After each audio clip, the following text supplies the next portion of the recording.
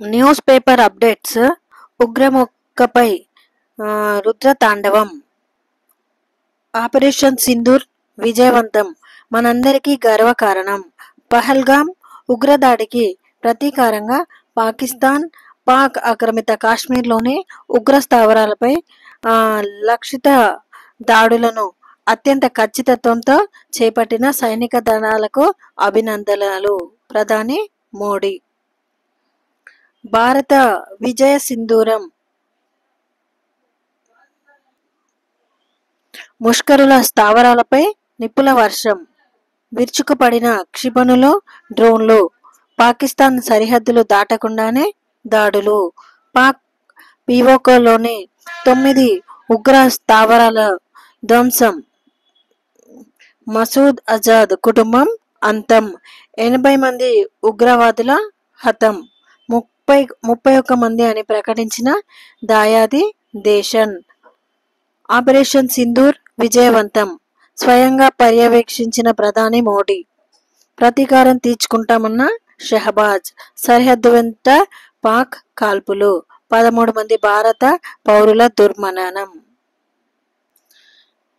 పాకిస్తాన్, పాక్ ఆక్రమిత కాశ్మీర్లోని పీఓకే, జైషే మహమ్మద్, లష్కరే తోయిబా ఉగ్ర స్థావరాలపై మంగళవారం అర్ధరాత్రి దాటాక భారత సైన్యం విరుచుకుపడింది.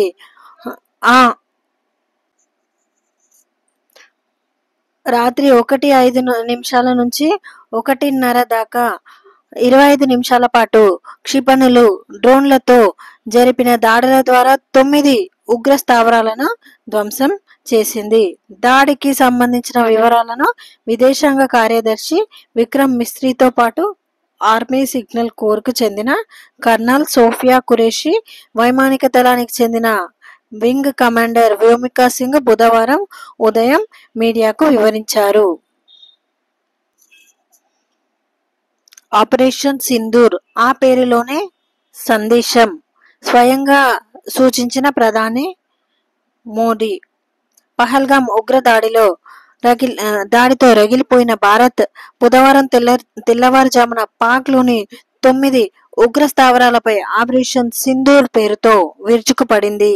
ఈ సైనిక చర్యకు భారత్ పెట్టిన పేరుతోనే బలమైన సందేశం వెళ్ళింది. మిలిటరీ దాడులను రాత్రంతా పర్యవేక్షించిన ప్రధానమంత్రి నరేంద్ర మోడీ స్వయంగా ఆపరేషన్ సింధూర్ పేరును సూచించినట్లు అధికార వర్గాలు బుధవారం వెల్లడించాయి. ఏప్రిల్ 22న పహల్గామ్లోని బైసరన్ లోయలో పర్యాటకులపై ఉగ్రవాదులు జరిపిన దాడిలో 26 మంది అమాయకులను పొట్టన పెట్టుకున్నారు. పలువురు మహిళలు కళ్ల ముందే తమ భర్తలను కోల్పోయారు. భారతీయ సంప్రదాయంలో వివాహిత మహిళకు సింధూరం ఎంత ముఖ్యమైనదో తెలిసిందే. ఆ సింధూరాన్ని వారికి దూరం చేసిన ఘాతకులపై ప్రతీకారం తీర్చుకోకుండా భారత్ వదిలిపెట్టదు అనే సందేశం బలంగా వెళ్లాలని ప్రధాని అధికారులకు స్పష్టంగా చెప్పినట్లు తెలుస్తోంది. Next update. అనేక సార్లు యుద్ధం అంచుల దాకా భారత్ పాకిస్తాన్ల మధ్య చివరిసారిగా యుద్ధం జరిగింది 1971లో. ఆనాటి సమరంలో పాక్ ఘోర పరాభవం పాలైంది. ఆ తర్వాత 2 దేశాలు ప్రత్యక్షంగా యుద్ధం చేయకున్నా అనేక సందర్భాల్లో సమరపుటంచుల దాకా వెళ్ళాయి. ఆ పరిస్థితులను పరిశీలిస్తే ఆపరేషన్ బ్రాస్ టాక్స్, 2021లో పార్లమెంటుపై దాడి, 26/11 ముంబై దాడులు ఈ విధంగా అయితే జరిగినాయి. 1990 సరిహద్దు ఉద్రిక్తతలు.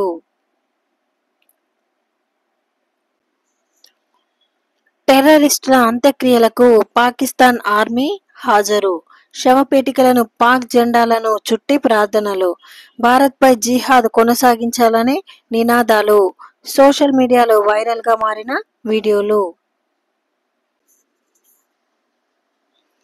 త్రివిధ దళాలు సంయుక్తంగా 1971 తర్వాత ఇదే మొదటిసారి. భారత త్రివిధ దళాలు సమన్వయంతో ఏకకాలంలో పాకిస్తాన్పై విరుచుకుపడ్డాయి.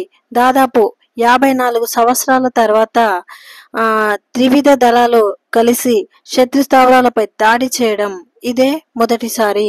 అత్యంత ప్రతిష్టాత్మకమైన ఈ ప్రతీకార దాడిలో భారత సైన్యం, నౌకాదళం, వైమానిక దళం కలిసి పనిచేశాయి. ఇంతకు ముందు 1971లో జరిగిన భారత్-పాక్ యుద్ధంలో త్రివిధ దళాలు ఇదే విధంగా సమన్వయంతో దాడులు చేశాయి. ఆ తర్వాత సమాంతర ఉగ్రవాదాన్ని నిర్వీర్యం చేయాలన్న భారత దృఢ సంకల్పాన్ని చాటుతూ మరోమారు త్రివిధ దళాలు కలిసి బరిలోకి దిగాయి. త్రివిధ దళాలు అంటే ఇది వైమానిక దళం, భారత సైన్యం, నౌకాదళం. సింధూర్ అస్త్రాలు ఇవే. అవేంటి అంటే రాఫెల్ విమానాలు, హోరెన్ డ్రోన్లతో గాలిలో నుంచి దాడులు, ఎగిరే బాంబులు, శత్రుఘ్నులతో భూతల దాడులు, బ్రహ్మోస్ క్షిపణులు కూడా ప్రయోగించిన భారత్. నెక్స్ట్ అప్డేట్ వచ్చేసి ఉద్యోగాలకు సంబంధించి ఐడిబిఐ బ్యాంకులో 676 పోస్టులు.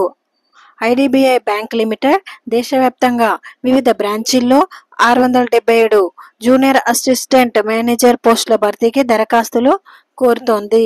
అర్హత పోస్టును అనుసరించి సంబంధిత విభాగంలో 60% మార్కులతో డిగ్రీతో పాటు కంప్యూటర్ నాలెడ్జ్.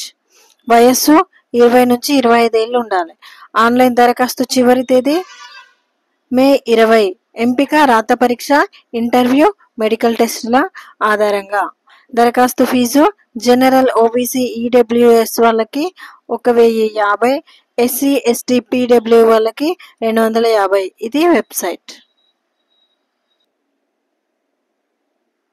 క్షతగాత్రులకు ఉచిత వైద్యం.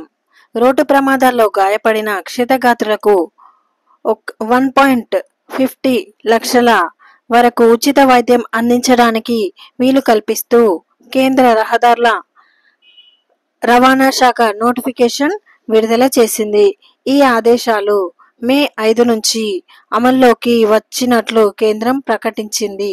గత జనవరిలో రోడ్డు ప్రమాద బాధితులకు గోల్డెన్ అవర్లో ఉచిత వైద్యం అందించాలని సుప్రీంకోర్టు తీర్పు వెలువరించిన నేపథ్యంలో ప్రస్తుతం కేంద్రం నోటిఫికేషన్ జారీ చేసింది. ఈ పథకానికి cashless treatment of road accident victim scheme 2025గా కేంద్ర ప్రభుత్వం పేరు పెట్టింది. నెక్స్ట్ అప్డేట్ వచ్చేసి కొలువులో చేరేదెప్పుడు? నీటిపారుదల శాఖలో ఉద్యోగాలు పొందిన వారిలో నిరాశ. నియామక పత్రాలు అందజేత మళ్లీ వాయిదా.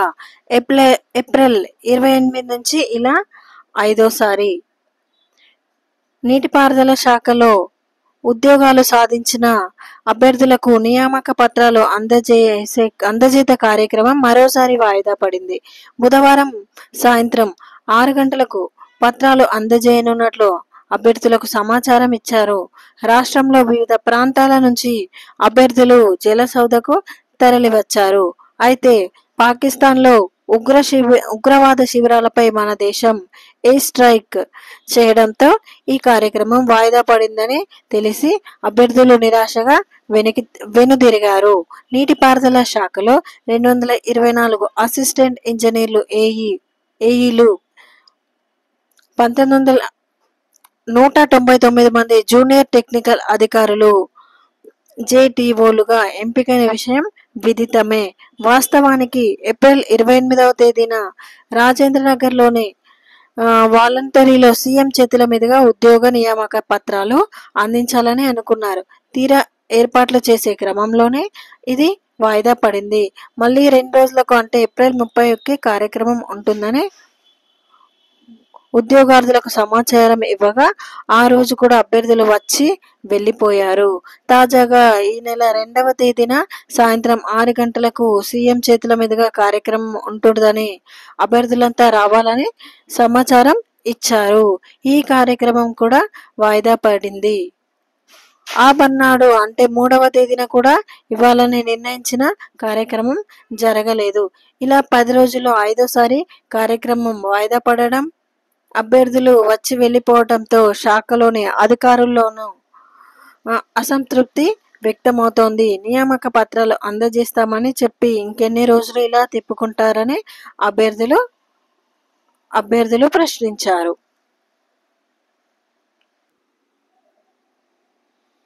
మీరు ఏ పనిలో విజయం సాధించాలన్నా ప్రధానంగా 3 లక్షణాలు అవసరం. అవి: పని ప్రారంభించే ధైర్యం, మిమ్మల్ని మీరు మెరుగుపరుచుకునే క్రమశిక్షణ, పని పూర్తయ్యేదాకా కొనసాగించే పట్టుదల. Thank you for watching. And first comment పెట్టండి వీడియో చూసినాక ఎట్లా ఉంది, ఏమైనా అప్డేట్స్ కోసం ఇట్లా. అండ్ సబ్స్క్రైబ్ చేయండి, లైక్ చేయండి అండ్ షేర్ చేయండి.